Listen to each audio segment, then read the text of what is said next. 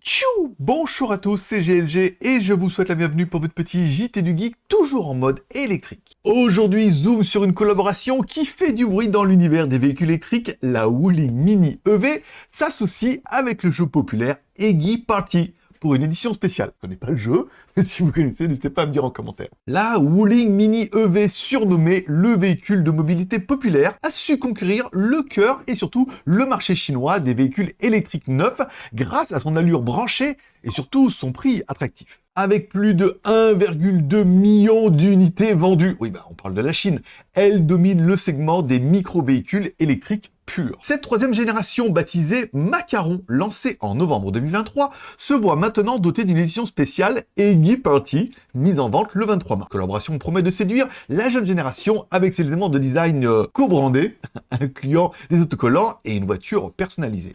Côté technique, la Mini EV ne déçoit pas, équipée d'un moteur de 30 kW et une batterie de 17,3 kWh.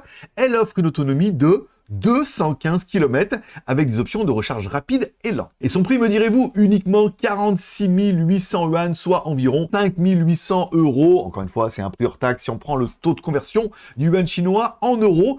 Et ça fait d'elle un choix incontournable pour les jeunes conducteurs. Bon, après, ça reste de la mini voiture, on est d'accord. Hein. Après, cette édition limitée sera plutôt discutable et je sais que vous aimez discuter en commentaire. Donc, n'hésitez pas à me mettre en commentaire ce que vous pensez un peu de cette voiture. Moi, je trouve que rapport qualité-prix, si on prend sur l'idée d'une voiture sans permis plus, elle est largement dans la gamme de ce qu'on peut trouver en Europe à un prix qui est ultra concurrentiel. Encore une fois, voilà, même si on peut faire 100 à 150 bornes avec, ça me paraît plutôt honorable. N'oubliez pas de vous abonner, encore une fois, de cliquer sur la cloche pour ne louper aucune notification, me dire ce que vous pensez un petit peu de cette Wuling, surtout à ce prix-là. Et moi, je donne rendez-vous demain pour votre prochain JT du Geek, toujours en mode électrique.